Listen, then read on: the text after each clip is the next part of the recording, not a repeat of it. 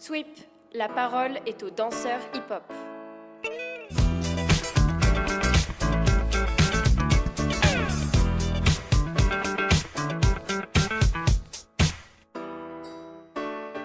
Yo yo yo Nasera Guerra aka Big Girl Hurricane, comment ça va? Très très bien. Et vous? Bah écoute, ça va, hein. Ouais, ça va, on est là, un petit vendredi soir, jour de pluie, tout va bien. Ouais, nous aussi d'ailleurs, jour de pluie. J'en profite avant qu'on démarre cette conversation pour souhaiter la bienvenue à ceux qui tombent sur ce podcast, soit parce qu'ils connaissent bien, soit par hasard, et pour rappeler que le podcast, il est disponible et sur Apple Podcast, et sur Spotify, et sur Deezer, et sur YouTube. Donc bienvenue à tout le monde et n'hésitez pas à écouter les anciens épisodes si vous nous rejoignez. Et donc là, on est avec toi, Nassera. On est très content de t'avoir pour une heure de conversation. Est-ce que tu peux peut-être te présenter pour commencer? Alors ça, c'est la pire des questions. J'ai toujours horreur. Tu vois, quand on me demande une biographie, un truc et tout, alors là, je sais même pas par quel bout prendre. Parce qu'en fait, c'est compliqué de se présenter soi-même. Je trouve que c'est, tu vois, je sais pas. Bon, bref, en tout cas, voilà, on va faire simple. Alors, Big Girl Hurricane de Paris, Guerra Nacera, ça c'est mon nom. C'est mon père qui m'appelle un Nacera, donc en général on m'appelle Hurricane. Sinon, je danse depuis 1988 en danse et j'ai commencé à breaker en 91. 90-91, donc vraiment le début des années 90 pour le break et rentrer dans la culture vraiment à ce moment-là. Sinon, qu'est-ce que j'ai? J'ai plusieurs vies. Je suis infirmière de profession libérale, donc rien à voir. Et puis voilà, c'est tout. J'ai 3 enfants, enfin j'ai 2 enfants. Et voilà, c'est tout. Rien de spécial. Sinon, voilà, C'est déjà pas mal. pas mal, ouais. Et donc, tu dis que tu es infirmière de profession, ça veut dire que c'est ce qui te prend le plus de temps à ton quotidien. Exactement. D'accord. Ouais, c'est mon travail en fait. Ok, et t'arrives à libérer du temps quand même pour danser, pour faire 2-3 petits projets quand même à côté en danse, quoi. Alors ça, tu vois, c'est une question totalement masculine. Parce qu'évidemment, pour une femme, on est obligé de s'organiser, on n'a pas le choix. Donc, donc oui, oui, oui. Je C'était suis... pas posé ça parce que t'étais une femme, pas du tout, par rapport à ton métier, parce que tu fais un autre métier. C'est un travail très, très prenant, psychologiquement, physiquement. Franchement, infirmière, c'est ça. Et puis bon, moi, je suis une meuf, je suis tout le temps à 100%, donc voilà, mon curseur, il est toujours au max. Donc oui, ça me prend énormément de temps. Et puis, je réussis à dégager parce que justement, je suis une meuf super organisée. En fait, tout est toujours très, très calé, très calculé. J'anticipe toujours les choses. Donc, ça me demande beaucoup d'énergie, effectivement. Mais c'est soit ça, sinon tu peux pas tout faire. En effet. Tu vois. Avant de rentrer un petit peu dans des thèmes précis, etc., je me dis que pour ceux qui nous écoutent et qui sont pas forcément du milieu du break et qui te connaissent pas, c'est cool si on retrace un petit peu ton parcours. Euh, du coup, tu dis que tu as commencé la danse en 88, mais le hip-hop en 91. Donc, c'est-à-dire, c'était quoi la danse par laquelle tu as commencé? Alors, moi, j'ai commencé à danser ce qu'on appelait, nous, en France, ça s'appelait du disco funk, en fait. En gros, c'était de la funk, c'était, tu sais, les steps un peu funky. Euh, c'est pas du jazz rock, mais pour nous, on appelait ça du funk step, tu vois. Et, euh, et on va dire que la musique, c'était beaucoup de la funk. Et tu sais, à l'époque, dans les années 80, fin 80, nos grands frères, ils écoutaient énormément de funk. Et en fait, il y avait des cours comme ça où voilà, tu faisais tes steps, tu vois, genre à la Michael Jackson, à la, tout ce que tu veux, tu vois. Donc c'était vraiment ça, enfin, c'est vraiment avec ça que j'ai commencé vraiment à adhérer à la danse. Et puis, bien évidemment, après, tout de suite après, ben, j'ai commencé à prendre des cours. Enfin, il y a des gars qui sont venus et qui nous ont fait, qui ont apporté le hip-hop là où j'habitais. La disco funk, c'était plus une danse de soirée un peu. Ouais, c'est un peu ça. Ouais, franchement, c'est un peu ça. Mais il y avait un gars, je m'en rappelle, bah, sur Chambéry, parce que c'était là d'où je suis originaire. Et du coup, ce gars-là, il donnait des cours de disco funk. Et franchement, moi, j'y allais, je kiffais. Il mettait des sons à la Chalamar, Midnight Star, tu vois, c'est tous ces sons-là, quoi. Et voilà, donc c'était vraiment des steps très basiques, mais c'était des steps enchaînés, tu vois, chorégraphiés, etc., etc. Donc c'était vraiment ça. C'est comme ça que j'ai commencé à danser. Ok. Et suite à ça, ça a été quoi l'événement ou la rencontre qui a fait que tu as découvert la culture hip-hop? Et ben c'est un gars qui habitait à Lyon, qui s'appelle Zoro Nchiri. Et puis avec sa compagnie, c'était Traction Avant. C'est une des premières compagnies, hein, tu sais, qu'il y avait même je veux dire en France, qui était assez structurée, sans compter Black Blamber, bien sûr, à Paris, mais sur nous, le Sud, on va dire, hein, nous, on va dire qu'il y avait une ligne imaginaire et on fait partie du Sud. Et ben, les Tractions Avant, ils donnaient des cours un peu partout dans la région à cette époque. Fin 80, début 90. C'était la mode des MJC un peu partout, avec des cours un peu partout dans les centres socioculturels, etc. Et c'est comme ça que vraiment que j'ai arboré le hip-hop. Et en fait, ce gars-là est venu avec une autre meuf qui s'appelait Fatia. Donc, ils oscillaient un petit peu entre les deux pour venir nous donner des cours. Et c'est comme ça que moi, j'ai commencé à danser. Pendant 1 an, 2 ans. Je crois 1 an ou 2 ans, je ne me rappelle plus bien.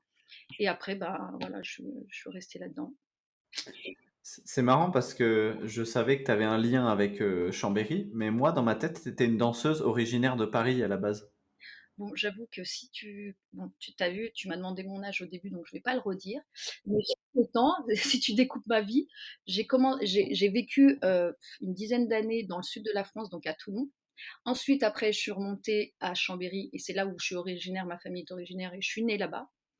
Et je suis restée là-bas toute ma jeunesse. Et après, je suis montée à Paris, mais là, ça fait plus de 20 ans que j'habite à Paris. Donc, c'est vrai qu'aujourd'hui, je me considère parisienne quand même. Mais je n'oublie jamais d'où je viens, puisque forcément, je suis d'une 7-3. 7-3, la Savoie représente Savoir représente. le fromage. Ouais, reblochon, j'adore. La reblochon. Et donc, ton arrivée à Paris, c'est une décision qui s'est faite pour la danse parce que tu voulais t'approcher de la culture? Alors, je venais d'être diplômée d'état infirmière et évidemment, je voulais absolument continuer la danse puisque là, j'étais à fond. Il fallait savoir qu'à ce moment-là, quand j'ai été diplômée, quand je suis rentrée dans l'école d'infirmière, je pensais que danse. J'étais à donf là-dessus. Quand tu dis que tu pensais que danse, pardon, je te coupe, c'est que ton quotidien, il ressemblait à quoi? T'en faisais tout le temps? Ouais, je dansais tout le temps, je pensais tout le temps, j'allais à droite, à gauche, partout, j'essayais de voir là où il y avait de la danse, du graphe, enfin vraiment j'étais à fond là-dedans. Donc j'étais très investie. J'avais mon groupe de danse qui s'appelait Fradness à l'époque, on faisait plein de trucs aussi, on faisait plein de spectacles, plein de shows, on faisait des créas. Donc on était déjà vachement busy.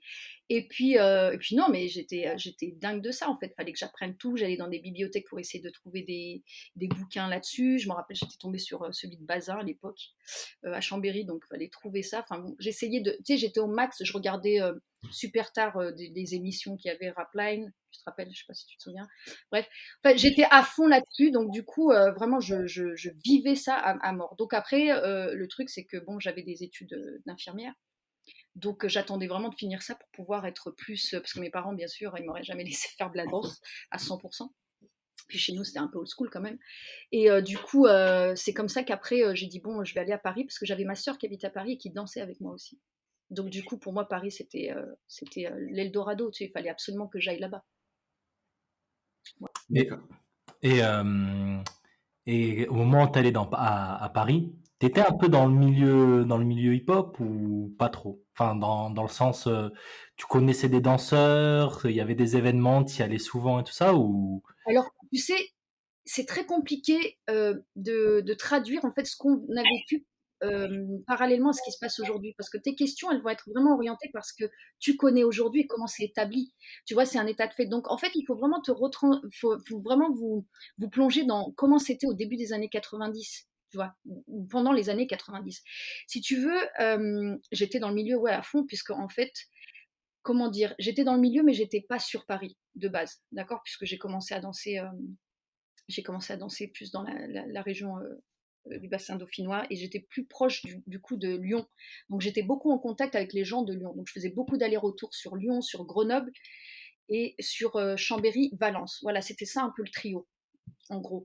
Et enfin le quatuor. Et du coup, et à Paris, oui, tout de suite après, je commençais à connaître les noms des gens qui dansaient, etc. Mais c'était très flou parce qu'en fait, on n'avait pas vraiment de connexion. Surtout nous, dans les provinces comme les nôtres, t'es vachement décalé de ce qui se passait à Paris. Et à Paris, c'était quand même encore une scène un peu underground, puisque quand tu dis les événements, il n'y a pas d'événements. Les événements, c'était des soirées. Quand les gens te parlent d'événements, c'était peut-être au début des années 80, parce que c'était la mode aussi, tu vois. Moi, j'ai commencé à danser dans les années 90, c'était loin d'être la mode. Donc en fait, vraiment, le milieu était vraiment plus underground. Donc il fallait vraiment courir déjà pour trouver des danseurs, il fallait vraiment savoir. Et en plus de ça, on n'était pas si nombreux que ça dans les provinces. Et à Paris, bien sûr, il y a toujours eu ce fief où il y a eu les Parisiens, et ça, nous, on le savait, tu vois. Mais j'avais pas de contact direct. En plus, bon, moi, j'étais encore jeune, donc je pouvais pas me taper des trains à droite à gauche, tu vois. Et je me souviens que d'ailleurs, il y avait un gars de Black Bomber que j'avais rencontré à Lyon à l'époque, qui m'avait dit ouais, vas-y, monte à Paris, comme ça tu rentres dans la compagnie Black Banger, tu vas kiffer, tout ça, machin. En plus, t'es une bonne danseuse et tout, machin, et hein. Mais bon, j'étais trop jeune, je pouvais pas aller, tu vois. Ouais, c'était un peu ça. Et à cette époque où le hip-hop n'est pas du tout à la mode, etc., Mhm. ça représentait quoi pour toi socialement d'assumer? Est-ce que tu avais l'impression de devoir assumer non seulement de faire du hip-hop, mais en plus d'être une femme dans le milieu du hip-hop?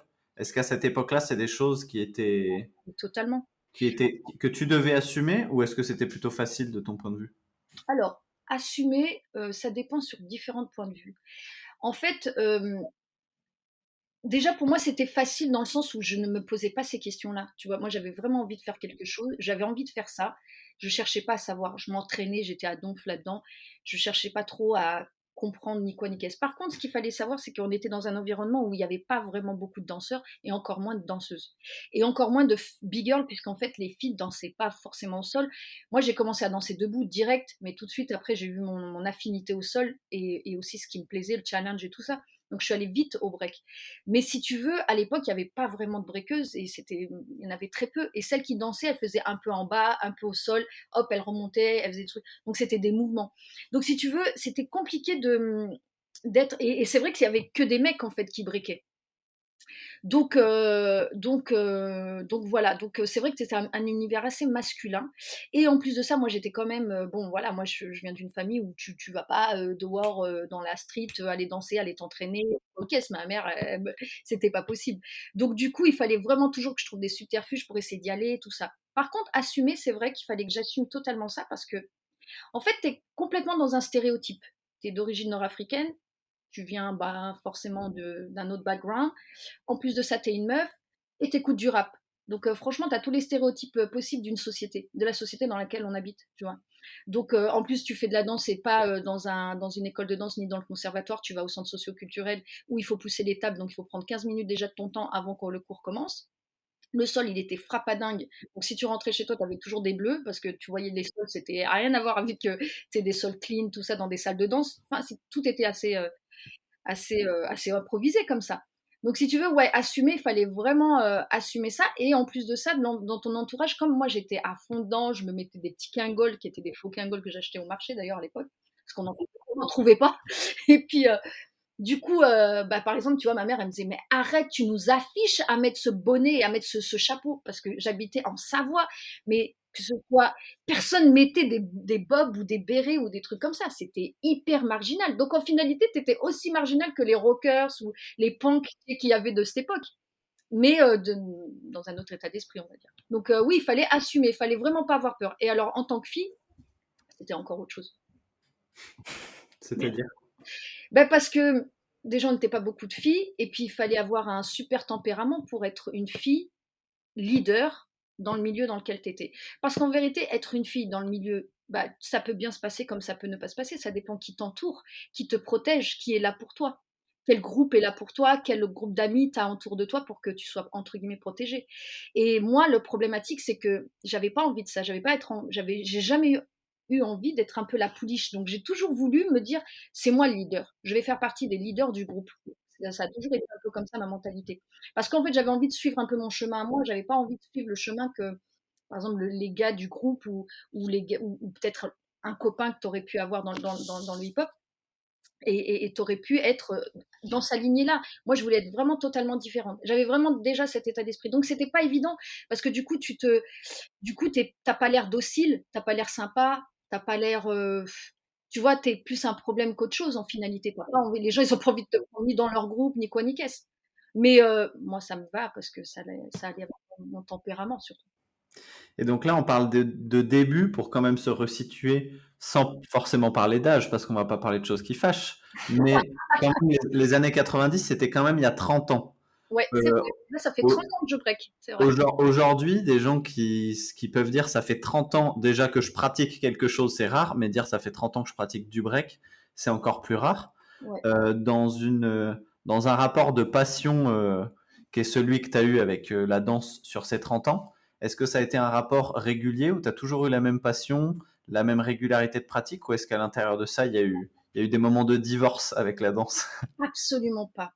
Le seul divorce qu'il y a eu, c'est lorsque j'ai eu ma fille. Donc, bah, forcément, physiquement, c'était pas possible. En plus de ça, j'ai pris 30 kilos, donc c'était impossible de faire quoi que ce soit. Et, et c'est le seul moment où vraiment j'ai eu une coupure, on va dire, mais une coupure indirecte, on va dire, pendant un an, pendant 2 ans, où j'ai plus pratiqué. Par contre, moi, ce qu'il y a, c'est que je suis quelqu'un de très entière, très à fond, très passionné. Donc en fait, du moment où j'ai commencé ça, et en plus, je l'ai jamais fait comme étant quelque chose qui allait me donner à manger, on va dire, hein. C'était pas ma profession. Je l'ai jamais vu comme une profession, mais plus en fait comment dire, en fait tu as un parcours qui fait partie de ta vie, tu vois, et qui t'accompagne dans ta vie pour que tu t'émancipes, tu grandis, tu apprends, tu as de l'expérience, etc. Et un truc que tu adores. Tu vois, moi, par exemple, si je suis un bad mood ou que je me sens pas bien, ou par exemple, tu sais, tu te poses des questions dans la vie, dans ci, dans ça, et ben, quand je me remets des sons des années 90, tout ça, machin, la R&B et tout, ben, je kiffe. Et là, je revois la joie que j'ai au fond de moi de cette culture-là. Tu vois, et c'est hyper important. Donc, non, la passion, en fait, elle m'a jamais quittée. Des fois, j'aimerais bien qu'elle soit un peu moins forte, parce que du coup, je prends tout à donf. Mais bon, je pense que c'est comme ça. Donc non, et puis j'ai toujours écouté du son, j'ai toujours été intéressée, tu vois, de près ou de loin, avec tout ce qui concerne en fait la culture hip-hop. Donc, non. Après, ça dépend peut-être du côté plus active, où bah, des fois peut-être il y a eu des hauts et des bas, mais même pas, hein, parce que j'ai toujours dansé, j'ai toujours fait des spectacles, j'ai toujours fait des shows, j'ai toujours eu des écoles de danse où je me suis occupée de jeunes, quoi qu'il arrive, parce que ça c'est un truc super important pour moi, la transmission, et donc d'avoir des associations, parce que c'est comme ça que j'ai commencé aussi. Mais, euh, mais en gros, ouais, je me suis jamais arrêtée à part quand j'ai eu mes enfants, quoi.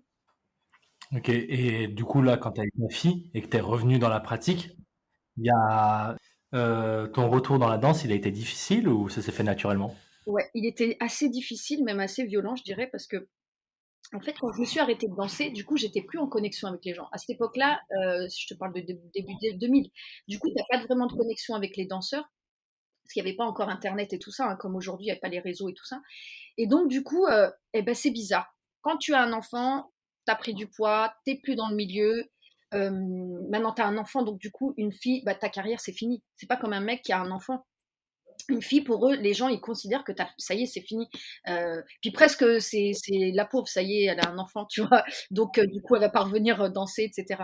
Donc, quand je suis revenue, déjà, il y avait deux choses qui étaient différentes. C'était déjà le milieu, comment il était, à quoi il ressemblait, le type, l'esthétique de la danse, qui était totalement différent. Et en même temps, mais bon, ça, je le savais parce que j'avais déjà vu les prémices des années 2000. Donc, tout ça, j'étais à fond dedans. Mais si tu veux, c'est silence radio.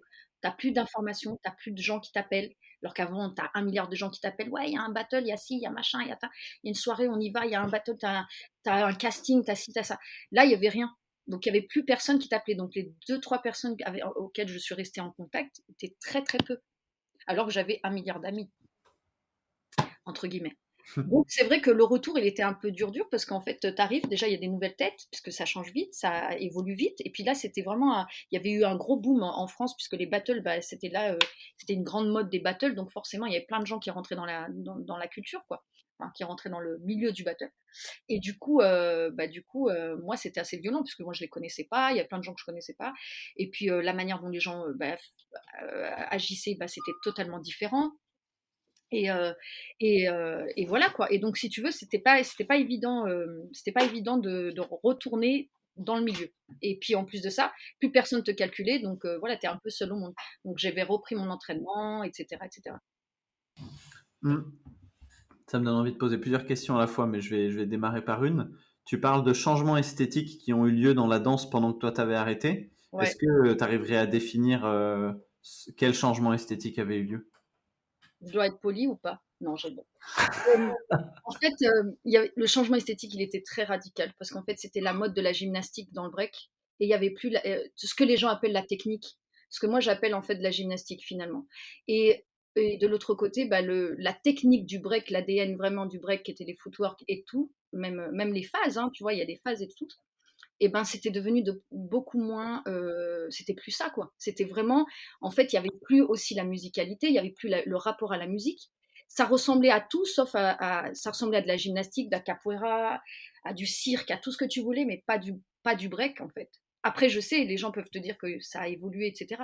Mais cette esthétique, elle était plus là. Il y avait plus ce rapport au sol, cette connaissance, cette esthétique, le joli. Tu vois, le joli, pour moi, c'est super important. L'élégance, euh, la simplicité finalement, en fait, ça n'existait pas. Il n'y avait plus ça. Les années 2000, c'était beaucoup de show, beaucoup bah, tu sais, c'était le coup, c'est les vrais coudes, et encore, c'était les vrais, ça va encore. C'était vraiment les freeze coudes, tu remontes, tu redescends, tu remontes. En fait, ça ressemblait à des exercices que les gymnastes font dans leurs entraînements pour renforcer leurs épaules, leurs abdominaux et leurs flips, quoi. C'était ça. Donc moi, j'étais vraiment dans un truc et j'avais vu ça depuis les débuts des années 2000, puisque moi, j'ai eu ma fille en 2002, donc entre 2000 et 2002, tu, tu voyais vraiment le changement. C'était très flagrant en France. Mais ça a pris encore plus d'essor jusqu'à 2002, 2004 et tout ça. Et après, tu as l'impression que après 2004, c'est l'esthétique, elle est revenue, qu'il y a eu un juste milieu qui s'est retrouvé? Pas du tout? Pas du tout. Il y a eu beaucoup. Alors, il y a eu une esthétique qui a. De toute façon, en fait, cette esthétique, elle était juste mise de côté. Et surtout en France, elle a été mise de côté justement à partir des années 2000, je dirais, vraiment. Et on va dire les héros de cette époque-là, bah, c'était pas du tout l'esthétique de ce qu'on connaît, on va dire, dans les foundations et le classique, tu vois, le break classique.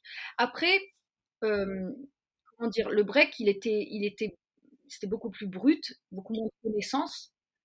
Euh, mais voilà quoi. Enfin, il y avait rien de. Enfin, le break, il avait pris son essor d'une autre manière. Donc, c'était quoi? Repose-moi ta question. Si l'esthétique, après 2004, donc le Il était moment où revenu. Non, il était ouais, pas c'est revenu. revenu. Non, non, il était vraiment pas revenu. Au contraire, en fait, on était encore dans cette explosivité de type de break, c'est-à-dire le break un peu, moi, ce que j'appelle le gymnaste ou je sais pas, ce que tu veux. Bref, enfin, en tout cas, l'autre esthétique. C'est-à-dire qu'en fait, comme on était à fond sur les battles, et en fait, c'était l'explosion des battles. Au contraire, 2004, c'était l'explosion des battles. Donc, en fait, ce style, au contraire, il correspondait totalement au format des battles en finalité. Et le break, vraiment plus esthétique, enfin, que moi j'appelle plus esthétique, plus arrondi, plus de connaissances, foundation, la musique, plus artistique à dire, en fait, je dirais. Et ben celle-là, elle commençait, elle était minime, mais elle était plus dans les cercles. Et comme parce que son format, c'est les cercles, quoi qu'il arrive, hein, le format classique de la danse, du break, c'est les cercles. C'est la rotation, on est en cercle, c'est l'énergie qu'on garde à l'intérieur d'un cercle. Et Mais pas comment t'expliques que je trouve ça intéressant ce que tu dis, comme quoi le format, l'espace qu'il y a, va définir un style. Comment est-ce que tu expliques que le format du cercle euh, favorise ce style de danse plus arrondi, plus dans le rapport au sol, plus dans le... C'est quoi le lien? le lien, il est déjà plus intime. Le fait que tu crées une intimité autour d'un cercle, c'est là où ton expression, elle est beaucoup plus authentique, beaucoup plus vraie, beaucoup plus, comment dire, elle est beaucoup plus naturelle. Tu vois ce que je veux dire? Alors que quand on est sur une scène, sur un plat, on danse déjà en frontal, que ce soit face à tes opponents ou que ce soit face au public.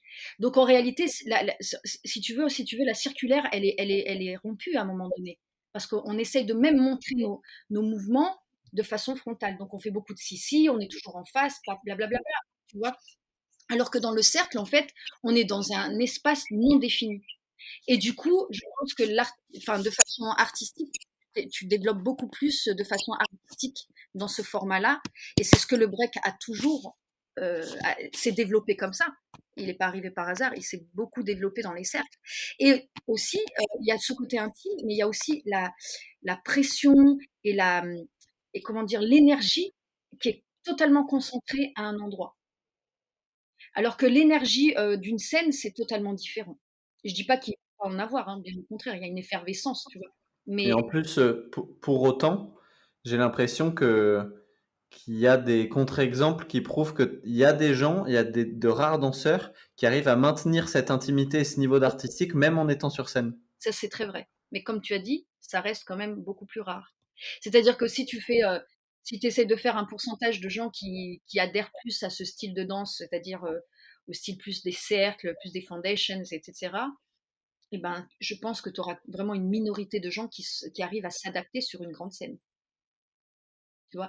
Parce que il y a 2 choses. Déjà, sur une scène, tu es dans une configuration de battle, donc en fait, tu dois appuyer sur on et tu dois faire ce qu'on attend de toi, entre guillemets. Tu ne peux pas te permettre de faire ce que tu as envie de faire. Parce que pourquoi? Parce qu'il y a il y a le fait de gagner à la clé. Donc quoi qu'il en soit, que tu le veuilles ou que tu le veuilles pas, même si tu dis: «Oui, je vais présenter ma danse» et cetera, mais non, tu es obligé de t'adapter à l'endroit où tu es. Sauf dans un cercle, il y a rien, il y a que ton honneur qui est en jeu. Ce qui est beaucoup pour moi, ce qui est le principal pour moi. Mais en finalité, c'est là où tu as le droit de te mettre à nu. Tu as le droit d'être toi-même. Et donc, ça nous fait une petite transition vers un des projets, j'ai l'impression, principaux dans lesquels tu mets de l'énergie, c'est-à-dire le Just for Rockers. Est-ce que c'est par le manque de ce type de format et par le manque de ce type de style que tu as donc réagi en créant Just for Rockers? Totalement. Il y a 2 choses. À vrai dire, je l'ai fait très égoïstement, Just for Rocker, parce qu'en fait, j'avais tous mes potes. Ils étaient tous en mode déprime, dans les années 2000, début 2000, mais vraiment. C'est-à-dire qu'en fait, les gens qui avaient créé ça, qui avaient développé, qui avaient donné leur âme dedans, comment dire, qui avaient vécu ça à fond, ou qui vivaient ça encore à fond, étaient totalement mis à l'écart et totalement, je vais pas dire ridiculisés, mais qui étaient totalement euh, mis has-been, quoi. Enfin, ils étaient mis vraiment sur la touche, c'est-à-dire qu'en fait, on n'avait pas envie qu'ils fassent partie du milieu actuel des années début 2000, tu vois. Et en fait, donc déjà, il y avait ça, et il n'y avait plus d'espace vraiment de créativité, il n'y avait plus d'espace d'expression. Le seul espace, c'était les battles.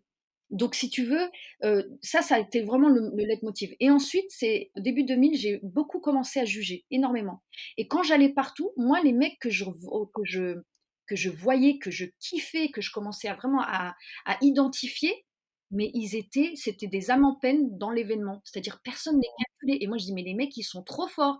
Je me rappelle d'un gars, je me rappelle qui était à Cergy, qui s'appelait Sofiane.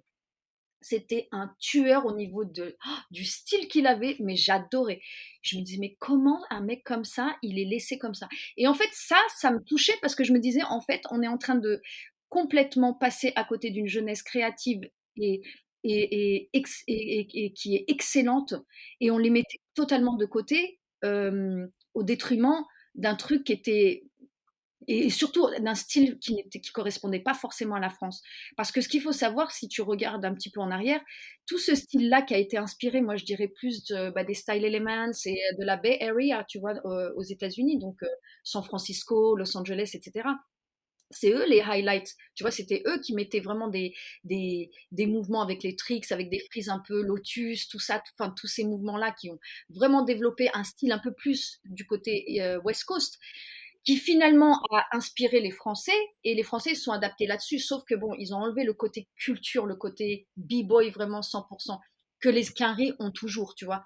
Mais en finalité, ça correspondait à quelque chose que nous, qui ne correspondait pas du tout à notre histoire, pas du tout à notre esthétique française, on va dire, tu vois. Parce que c'est vrai qu'avec le temps, les choses se sont développées. Il n'y a pas qu'une esthétique française, mais il y a plusieurs esthétiques françaises. Mais quoi qu'il arrive, il y en avait une qui se regroupe, enfin qui ressortait le plus. C'était ce côté du beau, de l'esthétique, du flow, de, de l'excellence du mouvement. C'est-à-dire qu'il fallait que le mouvement il soit parfait. Moi, je me rappelle, je faisais des Thomas, je faisais 2-3 tours de Thomas. Je ne les ai jamais montrés parce que mes jambes, elles étaient pliées, elles étaient dégueulasses. Mes fesses, elles touchaient presque le sol. Pour moi, ça, je ne peux pas faire ça. Il fallait que j'attende vraiment d'avoir un bel esthétique. Bon, ben voilà. Moi, et c'était vraiment ça. Alors que à ce moment-là, c'était totalement différent. Donc c'est vrai qu'à Just for Rocker, il y avait ces deux trucs qui m'intriguaient et qui me heurtaient quand je me baladais, tu vois. Je me disais, non, mais il faut faire quelque chose. Il faut qu'on change. Et pendant des années, j'étais là, je dis, non, mais il faut qu'on fasse une jam, il faut qu'on fasse un événement, il faut qu'on fasse un événement. Et c'est comme ça que j'ai commencé à me dire, et en fait, j'ai fait, au départ, j'ai dit, vas-y, je vais prendre mes potes, je vais les appeler, et on va venir tous à ma salle, qui était à Noisy-le-Sec, donc dans le 93. Et j'ai dit, bah, c'est là qu'il faut absolument, faut qu'on remette ça au goût du jour, quoi. Mais en réalité, vraiment, j'étais pas du tout à vouloir faire un événement réfléchi, etc. C'est que, tu sais, c'est comme quand il y a un vide dans un monde artistique, il faut prendre une place. Ben, c'est un peu comme ça. Et là, il y avait vraiment un vide artistique à ce niveau-là. Et en plus, j'adhérais pas du tout au milieu dans lequel, enfin, qui existait en France à ce moment-là, quoi. Qui fait Et pas. t'as l'impression que ton événement, il a aidé du coup à remettre à jour cette esthétique qui manquait? Totalement. Alors, il a fait deux choses. Vraiment, je pense, même par grande modestie, je pense qu'on a fait trois choses même. Déjà, on a remis au goût du jour et un terme parce que pour moi, c'est très important la terminologie, le mot. En plus, on a une langue française qui est très développée où chaque mot veut dire quelque chose. On a plusieurs mots qui veulent dire quelque chose. Moi, je suis très pointue là-dessus, c'est-à-dire que c'est très important pour moi de ne pas balancer les mots n'importe comment. Il faut vraiment faire attention à ce qu'on dit et choisir ses mots. Et en réalité, je trouvais que les événements, tout le monde appelait leurs événements battle, partout, tout le monde. Et même d'ailleurs en Europe. Et en fait, moi, j'ai été en contact avec les États-Unis très jeune. C'est-à-dire en 94, j'ai commencé à aller à New York. C'est là où j'ai commencé vraiment à avoir le contact américain. Et si tu veux, moi, je parlais quand même bien l'anglais. Et en France, très peu de gens parlaient l'anglais, surtout dans ma génération. Donc du coup, j'avais tout de suite cet intérêt à comprendre les mots, comprendre ce qui se passait. Donc le mot gem, c'est vraiment ce qu'on a mis au bout du jour. On a ramené cette terminologie, on l'a même innové. Et c'est-à-dire qu'aujourd'hui, même tu vois, aujourd'hui, tout le monde appelle une gem. Mais en réalité, les gens, ils ne savent pas d'où ça vient. Et très honnêtement, ça vient du 93, ça vient de chez nous. C'est nous qui avons balancé ce mot gem que personne n'utilisait. Et ceux qui utilisaient, c'était soit ceux qui étaient partis à New York mais qui ne dansaient plus vraiment. Et donc, il y en avait très peu en France, ou bien des gens appelaient ça des soirées, on appelait ça des événements, mais il n'y avait pas de b-boy, big girl jam, tu vois. Et moi, je me suis inspirée plus ce qui existait aux États-Unis, quoi. Et puisqu'on parle terminologie, j'en discutais il n'y a pas longtemps en plus avec Big Girl San Andrea, Andrea que tu Oui, dois connaître. ouais, Et du coup, on essayait de définir la différence entre un battle et une jam parce que des fois, il y a des choses qui s'appellent battle, mais moi, j'aurais l'impression que ça ressemble plus à une jam et inversement. Donc, selon toi, quels seraient les critères pour dire que ceci est une jam et ceci est un battle? c'est exact. Alors, ta question est très pertinente, monsieur Noé. Merci, merci Nacera. Et elle est très intéressante. Parce qu'en fait, oui, effectivement, pourquoi j'ai choisi le mot jam? Parce qu'en réalité, jam, c'est le format. C'est là où on va, là où les danseurs vont. Le battle, c'est un détail dans une jam. Le battle, c'est à un moment donné, c'est éphémère, c'est boum, tac, il se passe un battle. Un battle, c'est quoi?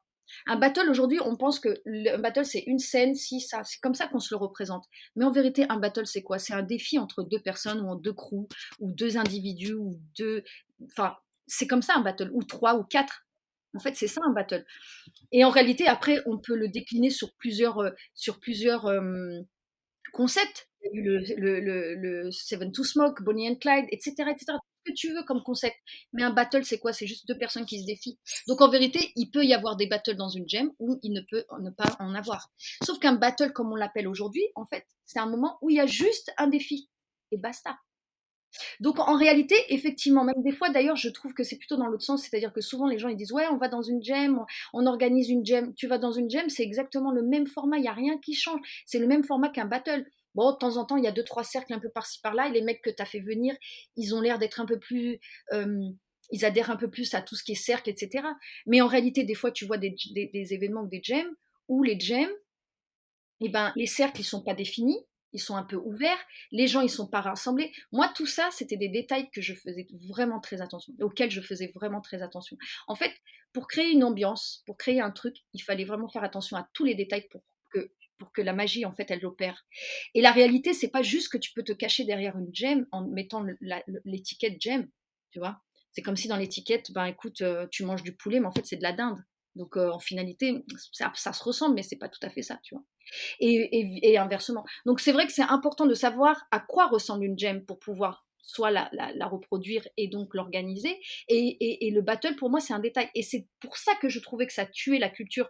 Et c'est pour ça que j'étais très investie à vouloir faire un Just for Rocker. C'est parce qu'en finalité, on nous mettait sous le nez que le battle. Donc en finalité, on nous donnait qu'un qu'un détail de ce que la culture peut donner. Alors qu'en réalité, c'est pas que ça, un battle. Un battle même, c'est quelque chose qu'on partage. Donc en finalité, je trouvais que vraiment ça manquait, et pourquoi? Parce que ça manque de connaissances en finalité. Et pour toi, c'est quoi les détails auxquels tu faisais tant attention qui te permettent de faire une bonne game? Premier détail, c'est la musique. S'il n'y a pas la musique, c'est mort. Alors si tu prends des mecs qui ont un super Serato avec plein de musique dedans, mal enregistré, tout ça là, ça va pas opérer. Ce sera pas pareil que par exemple qu'un vinyle. Moi, tous mes DJ qui sont venus à Made Just for Rocker, je les ai choisis parce qu'ils avaient des vinyles. Ça, c'était ma priorité. Pas parce que je voulais faire la meuf au school et tout ça, mais le grain du vinyle, il est totalement différent. Il t'apporte une autre ambiance, un autre, tu vois, enfin, ça prend vraiment dans les tripes, quoi. Après, peu importe, hein, même sur Serato, enfin bref, même sur, tu peux aussi avoir du bon son, etc. Il n'y a pas de problème là-dessus. Ce que je veux dire par là, c'est que ça, c'était des détails très importants. En plus de ça, et pourquoi je te dis ça, pourquoi les vinyles, c'est parce que les mecs qui mixent en vinyle, en général, c'est des DJ. C'est des vrais DJ. Aujourd'hui, on a beaucoup de gens depuis ces dernières années qui se sont, je vais pas dire improvisés DJ, mais en finalité qui font la fonction de DJ. Mais est-ce qu'ils sont vraiment DJ? Est-ce qu'ils diguent? Est-ce qu'ils cherchent du son? Est-ce qu'ils sont vraiment à la pointe du son, à connaître vraiment tous les détails, tous les noms, tous les productions? Est-ce qu'ils essayent justement de nous faire découvrir? C'est quoi le but d'un DJ, surtout hip-hop? C'est de nous faire découvrir du son. Des mecs comme Dinas, je me rappelle, des fois, ils nous ramènent des galettes, on était là, on disait, ouh là là, mais d'où il a sorti ça? Tu vois. Et il y a des gens, ouais, mais bon, tu sais, dans un événement, tu sors du son. Oui, mais on est là pour découvrir du son. On est là pour. En fait, c'est le goût. On est en train de développer notre goût. Donc, dans une jam, c'est super important de faire attention à ces détails-là. Donc, les DJ que tu emmènes, eh ben, ils ressemblent exactement à l'événement que tu organises. Donc, après, il y a des gens qui savent mixer, qui savent balancer du son, mais ils savent mixer, balancer du son, qu'on ait une discothèque, etc. Mais c'est pas la fonction d'un DJ pour moi. Et pour moi, c'est très important de savoir. Et je dis pas qu'ils ne peuvent pas faire le job. Je dis juste que si on a du respect pour ce qu'on fait et qu'on est et la difficulté dans laquelle on met la barre haute, eh ben, il faut juste s'entraîner. Il faut que tu apprennes, tu comprennes et que tu adhères à certains codes et que tu rentres dans la culture. Et là, de là, tu as ta place pour DJ, pour mixer. Donc ça, c'est vraiment la truc primordial. Deuxième chose, c'était l'ambiance. L'ambiance, moi, je me vois mal danser avec plein phare, avec une lumière blanche dans la tronche. Franchement, ça, c'est un truc, je ne peux pas. J'ai beaucoup de mal. D'ailleurs, c'est pour ça que moi, quand je fais des démos, j'ai pas la vibe du tout. À part quand je suis avec mes amis, mes potes et tout, là, j'ai envie de kiffer, que par exemple, le DJ va balancer du son que je kiffe. Mais c'est vrai que souvent, par exemple, mettre une ambiance un peu plus lounge, un peu plus soirée, un peu plus cool, bah, une jam, c'est primordial là-dedans, tu vois, c'est super important. Et la troisième des choses, et je dirais presque la plus importante, c'est les gens que tu fais venir dans ton événement. Les gens que tu fais venir à ton événement, ils sont capables de te mettre à faire un événement magnifique comme te plomber un événement. Et c'est pour ça que moi, dans les Just for Rocker, je refusais.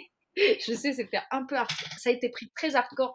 Même d'ailleurs, je me suis pris d'ailleurs, je pense que j'ai commencé à être vraiment détestée par les Français pour ça, quoi. Parce que les danseurs que je considérais pas être des danseurs, c'est mon avis, j'ai le droit. Comme eux, peut-être n'appréciaient pas ma danse ou autre, ben, je disais que ça servait à rien qu'ils venaient. Parce que je disais, enfin, en gros, je disais, quand j'ai commencé Just for Rocker, j'ai dit, voilà, tous les gymnastes, tous les mecs qui sautent sur les mains et tous les mecs qui n'ont rien à voir avec la culture, surtout ne venez pas. Vous n'êtes pas les bienvenus. Et en fait, moi, j'ai pas déterminé qui était qui. J'ai juste dit qu'il y avait un genre de personnes.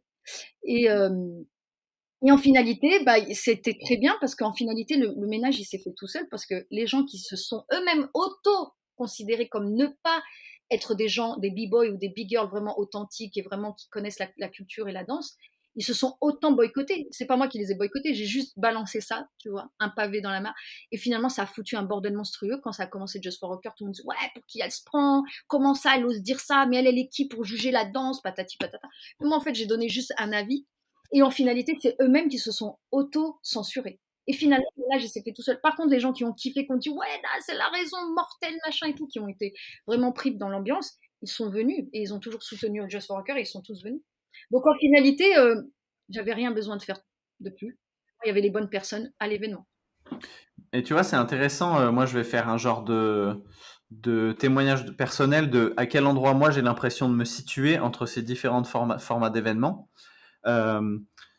Mais du coup, pour ça, il faut aussi que j'explique un tout petit peu de comment j'ai démarré le break, etc. Mais moi, je suis venu une seule fois à la Just for Rockers et c'est il y a plusieurs, c'est il y a pas mal d'années en arrière, quand Ouais, j'étais un petit peu plus technicien. c'est Et vrai, en j'ai fait effet, une fois. j'y suis venu plus comme un visiteur parce que j'étais au Juste Debout et c'est à l'époque où ça se faisait dans le même bâtiment. Et, euh, et je me suis pas senti dans un dans un élément où je me sentais à l'aise, tu vois. Et pour autant, quand je me retrouve dans un battle plus format officiel, battle où c'est juste une scène, etc., je me sens pas non plus complètement à ma place. Et, et moi, tu vois, j'ai démarré le break, j'ai pas du tout appris le break ni dans les clubs, j'ai appris le break à la campagne, dans un truc où l'ambiance des soirées, l'ambiance, c'était pas du tout quelque chose qui nous était transmis, ni la manière de faire un cercle. Donc moi, moi, je dirais que le format de break où je me sens le plus à l'aise, ce serait pas celui dans une salle d'entraînement où je suis juste avec deux, trois potes et où on échange un peu en mode chill. Et j'ai l'impression que mon cas n'est pas forcément isolé. C'est-à-dire que moi, je suis dans un cas où en jam, je me sens pas à l'aise parce que j'ai l'impression que j'ai pas complètement les codes et que j'ai pas été élevé dans la culture de l'ambiance d'une jam. Et dans les formats de battle, je me sens pas non plus à l'aise parce que je trouve que c'est un peu trop performatif pour moi. Et j'ai l'impression que si je suis dans ce cas, j'imagine qu'il y en a d'autres qui le sont aussi. Et, et voilà, non, c'est plus une réflexion que je me fais, tu vois, sur le fait il faut trouver le format qui va à notre danse et à notre personnalité. Et que moi, des fois, j'ai l'impression que je trouve pas le format adapté, tu vois. Alors, en fait, je pense que, tu vois, je vais juste répondre à ton, enfin, à ton explication. C'est que, en fait, tu vois, être avec trois, quatre potes dans une salle, mettre du bon son, kiffer, partager et danser, s'entraîner, c'est exactement la même, une jam. C'est juste que, c'est juste que le nombre diffère. Et pour en venir justement, tu vois la jam de Just Debout et la jam qu'il y avait à Noisy au temple, donc dans notre salle, l'ambiance aussi était différente. Donc en fait, une jam, c'est plusieurs choses, d'accord? C'est un format bien particulier, mais une jam, en fait, elle se décline sous plusieurs formes en finalité. Un battle, il se décline sous une seule forme. Donc en fait, c'est vraiment ça. Donc je pense que tu es fait, quoi qu'il arrive, enfin vu ce que tu m'expliques, c'est que le côté intime que tu peux retrouver dans une, comment dire, dans, un, dans les salles d'entraînement, c'est exactement le côté intime qui existe dans les gyms. Sauf que maintenant, et tu as tout à fait raison, c'est que des fois, moi je trouve que c'est des fois forcé. C'est-à-dire qu'il y a de la musique, tout le monde est en cercle, ils sont en train de se tuer. Et en fait, ils dansent pas quand ils ont envie de danser. Une jam, c'est quoi? C'est pas que des b-boys et des b-girls, c'est des gens qui aiment la culture, d'accord? Et c'est des gens qui vont y aller et qui vont kiffer le son, qui vont parler, qui vont discuter, qui vont se montrer leurs trucs, machin. Il y en a qui vont danser, il y en a d'autres qui vont rien faire. Des fois, tu vois, à la jam, t'as pas dansé, mais t'as kiffé la vibe. En fait, c'est ça une jam. C'est un moment de partage. Donc en réalité, c'est surtout l'idée qu'on s'en fait, qui est des fois un peu erronée, qui est pas tout à fait à sa place. Tu vois? Et du coup, je vais te dire même une chose, c'est que quand j'ai fait des jams, tout le monde en a fait un peu après. Et qu'en réalité, les gens, ils ont dit, ouais, moi je fais une jam, on fait des cercles.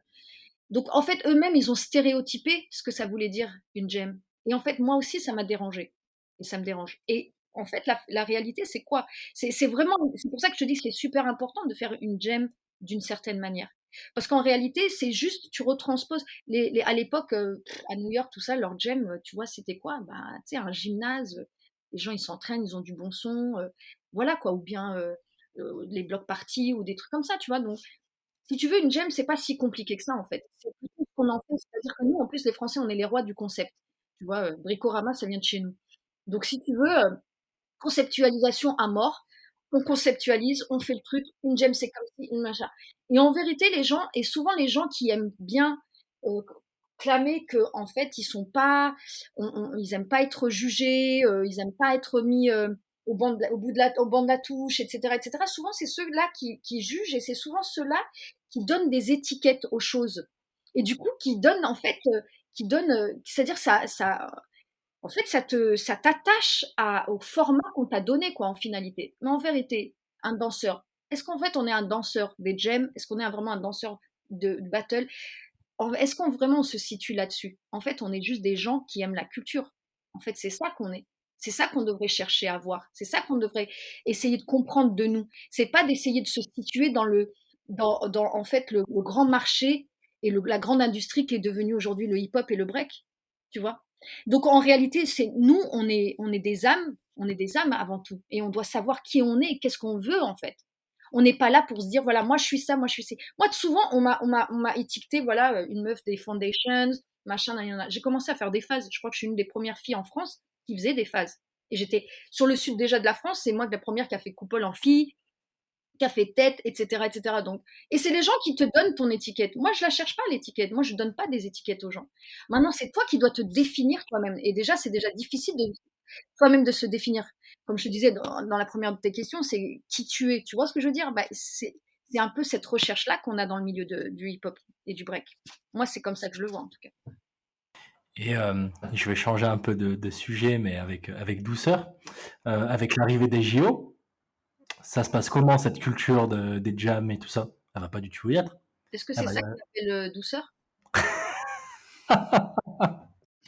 Non. Écoute, les JO, bah, en fait, c'est la suite logique des battles. C'est ce qui se passe actuellement. Il y a rien qui diffère en finalité. Les gens sont tout le temps là à dire: «Ouais, la culture et tout», mais les gars, il fallait y penser avant. Il fallait penser avant à voir qui est-ce que vous souteniez, dans quel événement vous alliez. Est-ce que vous aviez surtout les Français, est-ce que vous aviez l'humilité de comprendre, d'apprendre et d'écouter soit vos aînés, soit vos anciens, soit les gens qui vous donnent du knowledge ou de la connaissance? Est-ce que vraiment vous vous êtes posé ces questions-là? Aujourd'hui, vous criez tous au loup: «Oh mon Dieu, les JO, c'est machin». Mais en réalité, les JO, c'était la suite logique. C'est le plus gros requin qui revient après le requin qu'il y avait avant.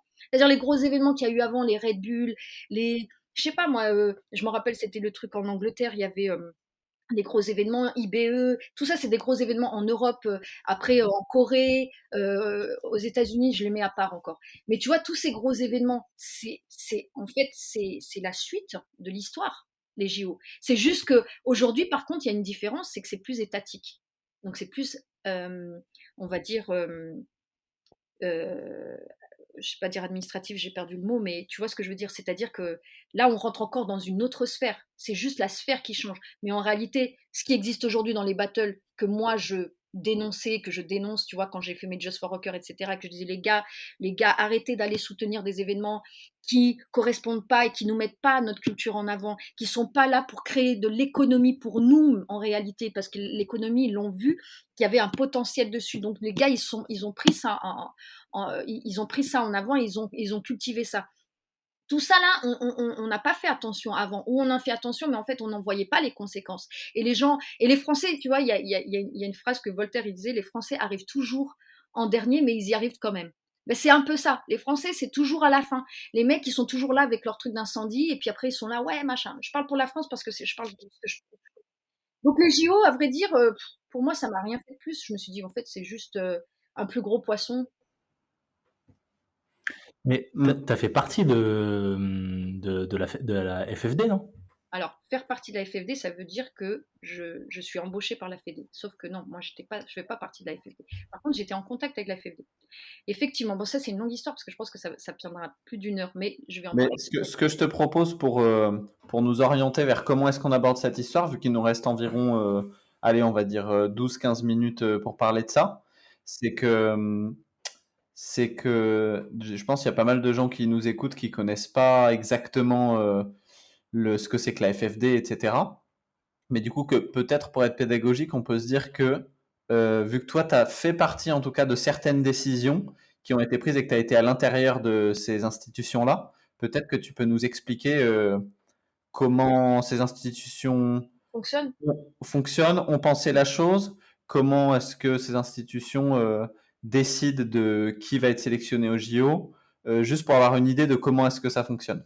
En fait, avant de comprendre ce qui se passe en France, il faut comprendre à l'étranger. Et en réalité, ce qu'il faut comprendre, c'est qu'il y a une fédération internationale qui s'appelle la WDSF, et c'est elle en fait qui est en charge de ça. C'est elle qui a pris le projet du hip-hop, en fait, en gros, du break.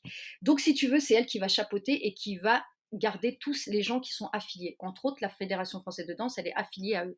Donc, c'est elle qui se retrouve en charge du dossier JO en France. Et donc chaque pays, chaque affiliation avec cette fédération internationale qui s'appelle la WDSF est le porteur du projet dans le pays en question. Et moi, c'est vrai que quand j'ai commencé à travailler avec eux, c'est que dès le départ, je me suis dit, bah, de toute façon, on est déjà bien dans la merde. Et donc, en réalité, ils ont quelque chose d'illégitime. Et ça, c'est une réalité. Ils ont un projet illégitime. Mais pas que la fédération. Même la fédération internationale a un projet illégitime. Le hip-hop, il est personnel. Il est à la fois collectif et à la fois, il est, comment dire, il appartient à tout le monde et à personne. Tu vois ce que je veux dire? Mais surtout, il appartient à personne. Mais la réalité, c'est que la WDSF, du moment où elle a pris en charge ça, le reste, ça suit. Donc, si tu veux, s'il fallait enrayer quelque chose ou s'il fallait se battre sur quelque chose, c'était sur la WDSF. Chose que personne n'a fait et que beaucoup de gens issus de la danse dans le monde en entier, ils étaient en train de valoriser plutôt ça parce qu'ils étaient en train de se placer dans la WDSF. Donc nous, en France, quand c'était déjà arrivé, si tu veux, c'était le travail il était déjà fait. C'est-à-dire que la WDSF avait déjà machin. Mais ce qu'il y a, il fallait bien comprendre en fait le système français. C'est-à-dire que le système français fonctionne fédéralement. Donc quoi qu'il arrive, la fédération, elle allait être en charge de ça. Donc, quand les gens, il y avait eu plein de polémiques et tout ça, où les gens se sont dit, oui, il faut qu'on fasse une fédé, tout ça, machin, nan. Non, mais on est en France. En France, ça fonctionne comment? Comme le sport. C'est le sport. En France, on ne va pas faire 1 milliard de fédés. On en fait une et on remet tout à l'intérieur parce que ça coûte beaucoup trop d'argent. Donc, si tu veux, moi, j'ai fait une formation accélérée pour comprendre le système que je connaissais déjà un petit peu. Bref. Et en fait, quand je suis rentrée là-dedans, la première des choses, au départ, on m'a demandé de faire des choses, c'est-à-dire qu'on me disait, oui, est-ce que tu peux aller parler pour telle interview ou tel machin? J'ai refusé tous les trucs des interviews. Je ne voulais pas. Et en plus de ça, parce que je ne pouvais pas corroborer une organisation qui me donnait aucune garantie et auquel je n'avais absolument pas confiance.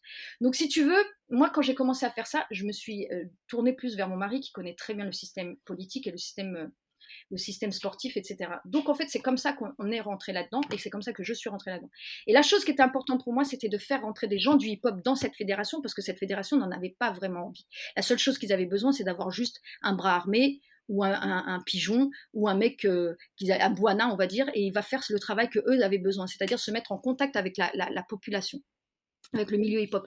Chose que moi, je ne voulais pas ça, je voulais absolument structurer l'intérieur de cette fédération, parce que c'était la priorité. La priorité, c'était de rentrer dans cette fédé, de construire notre formation, c'est-à-dire notre organigramme, et d'avoir une indépendance à l'intérieur de ça, parce qu'on était quand même la Fédération française de danse n'a pas d'autres disciplines olympiques. Nous sommes la discipline olympique. Donc normalement, on est au top du top dans cette discipline, dans cette fédé.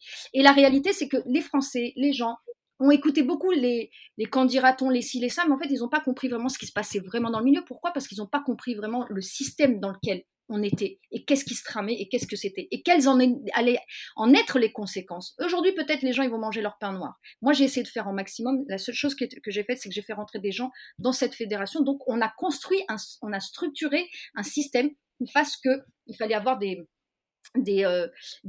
groupes de personnes, en fait, je ne me rappelle plus comment on appelait ça, et en fait, on a donné des noms, des délégués, des coordinateurs nationaux, on a découpé la France, on a essayé de mettre des gens au niveau, j'ai essayé d'appeler énormément de gens, il y a plein de gens qui me disaient, mais non, moi j'ai pas envie d'aller dans la fédé, parce que si, parce que ça, mais la finalité, c'est qu'ils vont tous se retrouver à la fédé, et tout le monde va adhérer à la fédé, et tout le monde va vouloir y aller, parce que moi, je l'ai expérimenté en plus avec Just for Rocker. Avec Just for Rocker, quand je disais, les gars, arrêtez d'aller soutenir n'importe quoi, vérifiez ce que vous faites, c'est comme ce que tu mets dans ton assiette, tu réfléchis d'où ça vient et qu'est-ce que tu manges. Et ben c'était exactement la même chose par rapport à la fédé. Et les gars, en fait, en finalité, oui, mais nous, on veut pas. Pourquoi? Parce que les gens, ils ont peur d'aller tout seuls au front. Ils y vont que lorsque le groupe est là et qu'on est à plusieurs, et du coup, eux, ils vont aller dans le sens ils vont y aller. Parce que pourquoi? Comme ça, ils sont pas pointés du doigt. Mais moi, comme j'ai toujours été différente, c'est que j'ai vu dès le départ qu'il fallait être dans cette fédé et qu'il fallait gérer tout de suite ce président et le reste de la fédé. Et c'est qu'il fallait s'imposer. Il fallait pas attendre qu'on nous dise « Oui, bon, on va t'appeler pour un job. » Non, j'en veux pas, moi, des jobs. Moi, je veux être à la tête de quelque chose. Je veux être là pour donner des décisions. Je veux voter pour les décisions. Donc moi, la seule chose que j'ai dit, je veux bien rentrer là-dedans. Mais ma condition, c'est de rentrer au CODIR. Le CODIR, c'est-à-dire les directeurs du haut niveau, c'est les gens qui votent. Donc eux, ils vont faire quoi? Ils vont faire une politique pour voter. Donc moi, quand je vais être là pour dire non, moi je vais être là pour défendre le hip-hop, tu peux le faire que quand tu comprends le système. Et quand tu comprends le système, tu sais là où il y a les failles et tu sais là où tu peux intervenir. Donc en gros, c'était un peu ça. Et je me permets de placer une petite question. pourquoi est-ce qu'on ne pourrait pas simplement les laisser organiser toute cette chose-là comme si c'était qu'un type d'événement de plus et continuer à mettre de l'énergie dans les événements qui te tiendraient à cœur, Ok, parce que qui sont différents de ces événements-là? très bonne question, c'est le côté économique. C'est-à-dire qu'en fait, eux, tu vois, nous, ils avaient 0 €. C'est nous qui avons dit, on va créer des postes, on va créer on va créer des postes et de l'économie à l'intérieur de ça. Donc, Pardon, juste quand tu dis c'est nous, tu parles de qui? je parlais de moi et Thierry, mon mari. D'accord. Donc, Just for Rocker. Quand nous, on est rentré là-dedans, dans Just for Rocker, on a dit, on va créer ça, on va créer des postes. Et s'il faut créer des postes, il y a une économie à avoir, parce que c'est l'économie qui compte. Parce que comment tu veux faire perdurer tes événements, comment tu veux faire perdurer des choses, c'est qu'il y a d'économie. Mais le problème, c'est pas ça. C'est que eux, ils peuvent faire ça que ça. Mais quand eux, on leur donne 350 000 €, c'est-à-dire plus d'un quart de million d'euros, pour faire ce qu'ils ont à faire, avec 3 ficelles et la manière dont ils le font, t'es mort de rire. Cet argent-là, balance-le dans le milieu et la culture hip-hop. Nous tous, tu vas voir que ça va faire des bébés et que ça va sublimer nos quotidiens et ça va aider nos quotidiens et ça va aider aussi à faire des choses qui vont dans le sens de la culture, dans le sens de la danse, dans le sens de l'artistique. Tu vois ce que je veux dire? C'est ça le problème. Qu'ils puissent continuer à le faire avec 0 € et qu'ils sortent de leur poche, mais eux, ils vont sortir 0 € de leur fédération. Ils vont prendre de l'argent de l'État qui est alloué à une discipline olympique telle que le break, et ils vont l'utiliser. Mais toi, tu es là, toi, tu vois, toi, qu'est-ce qu'ils vont faire avec cet argent-là? Tu sais comment est-ce qu'ils vont le driver? Est-ce que tu le sais? Personne ne le sait. Et même moi, en étant dedans, j'ai voulu savoir et je voulais savoir et on a fait des forcings pour savoir. Et est-ce qu'on a su? C'était compliqué. Mais donc, il fallait avoir quelqu'un qui a un œil sur eux et qui met des barrières et qui dise je veux ça, je veux ça, je veux ça. Mais eux, ils te disent mais toi, t'es pas dans la fédé. Mais moi, je m'en fous d'être dans la fédé. Je veux voir. Parce que là, on parle du break. Le break ne t'appartient pas. Donc, de ce fait, je vais là où je dois être. Et souvent, les gens m'ont critiqué ouais, Nassera, elle est pas dans les battles, elle aime pas ci, elle aime pas ça. Mais non, moi, là où le hip-hop est, je serai. Tu vois. Et c'était ça, en fait, les problématiques avec la. Mais bon, après, bon, tu sais, moi, les Jeux Olympiques, c'est. Bah, puis surtout que c'est un vaste débat. Mais du coup, pour continuer de savoir quelques trucs, et, euh, et en plus, on a un genre de rituel dans ce podcast où à chaque fois, les gens qu'on interviewe avant ont le droit de poser des questions à la personne suivante. Et juste avant toi, on interviewait B-Boy Punisher, tu sais, qui est plus vraiment dans le milieu du break, mais qui a... Ah, encore de rire, c'est un mec de Annecy, lui. Ben oui, c'est un Mhm. mec de Annecy. Mm. Et justement, lui, dans les questions qu'il nous avait demandées pour toi, il se posait la question de, là, en l'état, comment est-ce que, au sein de la FFD, ils font pour choisir les personnes?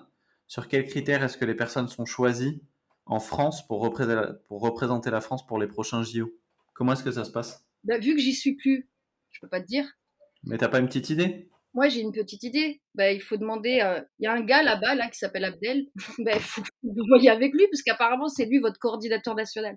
Donc, moi, j'ai juste envie de vous dire, tu sais quoi, tout est fait à l'arrache, tout est fait au dernier moment. Moi, je sais, j'ai vu.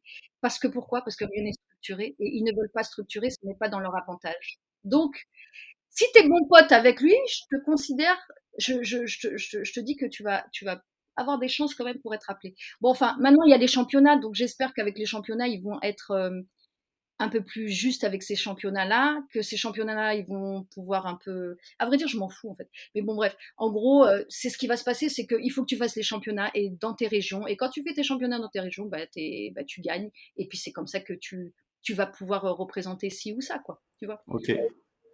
Je me fais, je me fais l'avocat du diable avec des arguments un peu simples.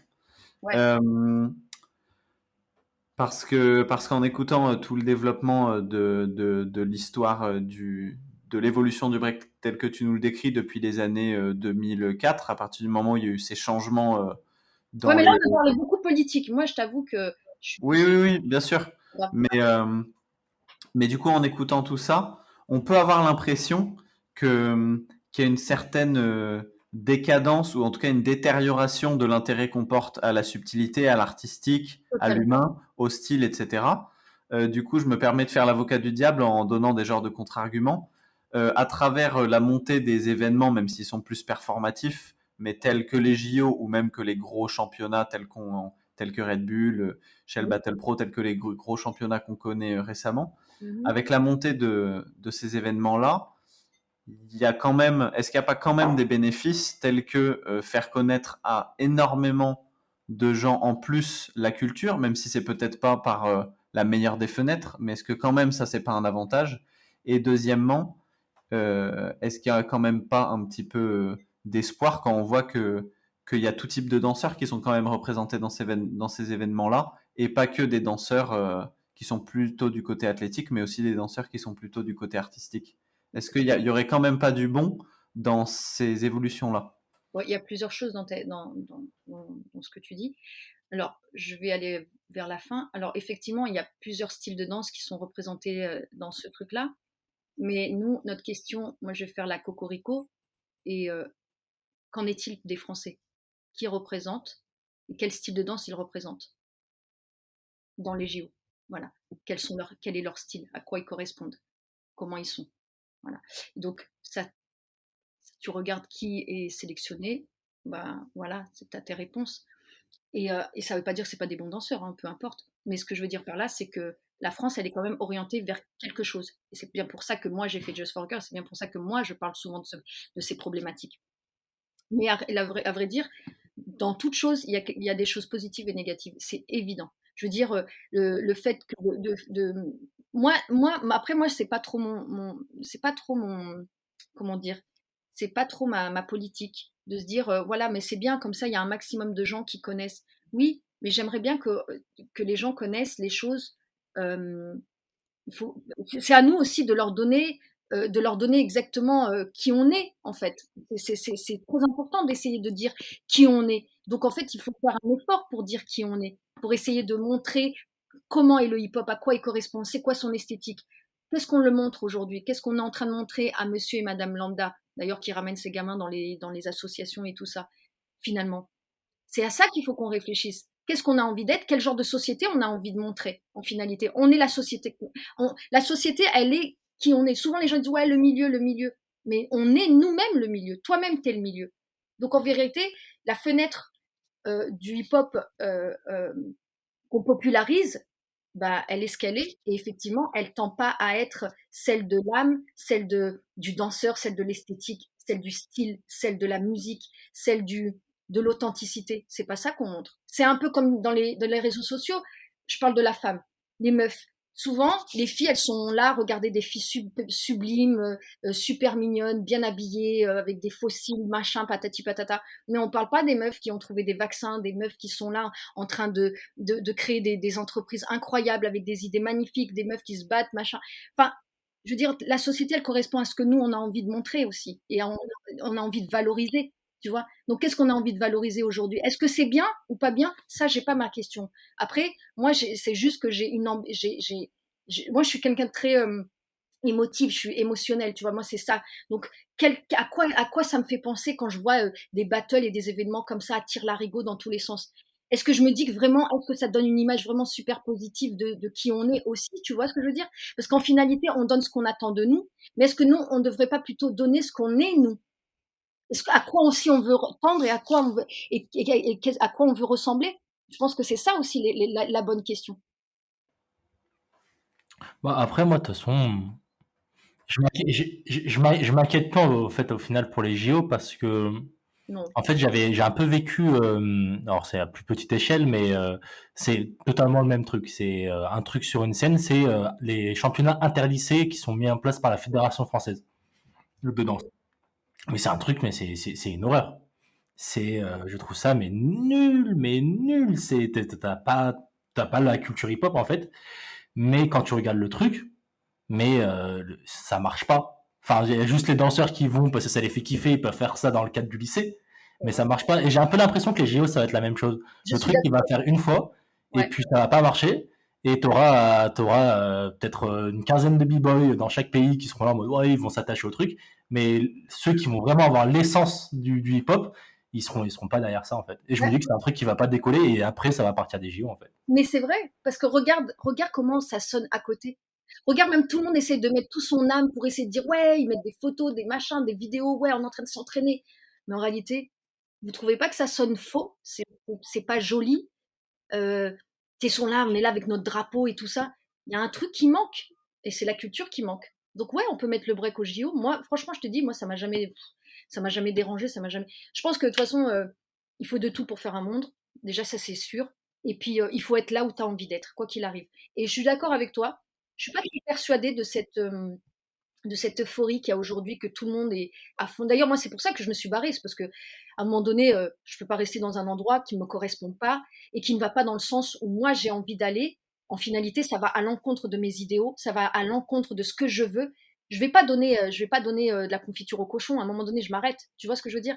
Et tu fais ton maximum et à un moment donné, il faut t'arrêter. Et c'est exactement la même chose que tu dis là. Moi aussi, c'est pareil. Je trouve que ça sonne super pas joli quand tu vois les gens comment ils s'entraînent, comment ils se présentent et tout ça. Parce qu'en fait, le problème c'est qu'ils ont pris le problème à l'envers. C'est-à-dire que le JO, il correspond pas le sport, il correspond pas forcément au format exact du break. Et il fallait trouver je pense que le break aurait pu révolutionner le sport en donnant un format bien particulier. Il fallait emmener avec lui sa culture. Mais est-ce que c'est faisable? Est-ce que vraiment c'est viable? C'est un point d'interrogation. Et franchement, j'en suis pas convaincue. L'avenir nous le dira. L'avenir nous le dira. C'est une belle conclusion pour cette conversation qui prend fin, même si on pourrait parler de ces choses-là pendant longtemps. Ouais. Et, Ouais, mais parce que ça passe trop vite parce que moi, tu vois là, j'ai parlé de trucs, je m'en fous. Enfin, excuse-moi, mais Bah, vas-y. non, des trucs tu vois, moi j'aurais plus parlé par exemple de Chambéry, de Grenoble, des provinces, comment ça se passe dans le hip-hop en province, de la femme dans le hip-hop, enfin tu vois, des trucs comme ça super intéressants. Après, la place de la femme dans le hip-hop, je trouve que rien que par le fait que tu sois là à parler de choses avec nous, Ouais. de la manière dont on parle, tu as déjà fait la partie du travail, je pense. Ouais, Et ce sera peut-être l'occasion de te réinviter pour un nouveau projet de podcast. C'est jamais fini. C'est jamais fini. En tout cas, votre podcast, il est magnifique, il est génial. En plus, j'adore le concept de la radio, parce que le concept de la radio, les voix, elles ne mentent pas. Et je trouve que c'est même mieux que la vidéo. Moi, j'adore. D'ailleurs, je regarde. Et tu me fais penser à Augustin Trapenard, du coup. Et franchement, c'est un compliment. J'aime trop ce gars. J'adore, toi aussi. Ah, moi, je l'écoute trop. J'aime trop. D'ailleurs, France Inter, bon, je vais pas faire de la pub, mais j'adore. Juste avant de finir, on a le petit rituel de te demander de poser une question pour l'invité suivant qu'on a. Et l'invité suivant, c'est Laos. Aïe, aïe, aïe, c'est mon pote. Oh, trop bien. Laos, c'est mon refrain, quoi. Et ben du coup, t'as envie qu'on aborde quel sujet ou t'as envie de lui poser quelle question? Ça peut être une question piège ou une question cadeau. Ouais, bah, non, moi, jamais du piège avec mes potes. Laos. Bon, Laos, déjà, je te dis à bientôt, parce que je pense que je vais venir bientôt au Canada. Mais ceci dit, Laos, j'aimerais bien savoir comment tu vois Est-ce que tu peux différencier le break français et le break canadien? Quand je dis différencier, c'est-à-dire, est-ce que tu peux me donner ton impression sur l'ambiance? Comment tu te sens au Canada par rapport au break français?